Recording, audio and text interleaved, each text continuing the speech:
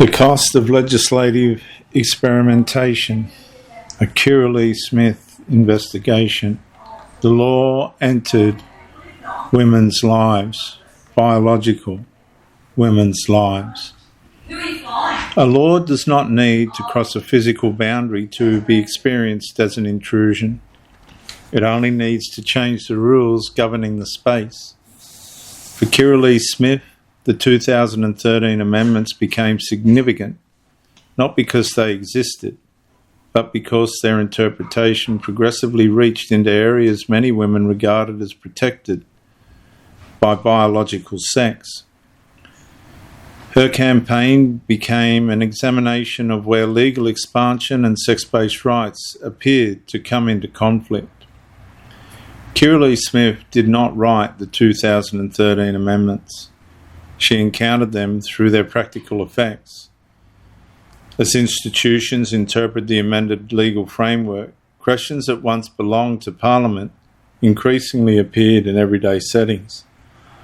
Women's sports, women's changing facilities, women's services, women's prisons, women's language, and women's legal protections.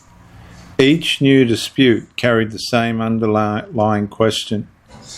Why does the amended legal framework, where does it end? Why is it there? And where do long-standing sex-based protections begin? And to many of Kirralie's supporters, the legislation no longer resembled a fixed statute. It resembled an expanding legal jurisdiction.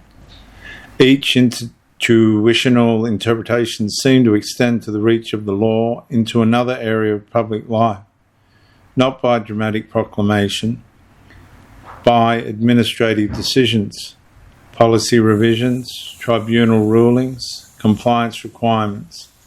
And over time, many women argued that they were no longer simply exercising rights they believed already existed. Instead, they increasingly found themselves defending those rights against competing legal claims. And that shift became central to Kirralie Smith's advocacy. Her argument was not only that biological sex remained legally relevant, it was that rights founded upon biological sex required clear legal protection if they were to remain meaningful where competing rights intersect. And whether one agrees with that position or not, it explains why she became a prominent figure in the national debate. Her campaign placed institutional decisions under sustained public scrutiny and asked whether Parliament had adequately anticipated the practical interaction between sex-based rights and gender identity protections. The legislation has remained unchanged. Its interpretation continued to evolve. And with each new dispute, the question grew larger.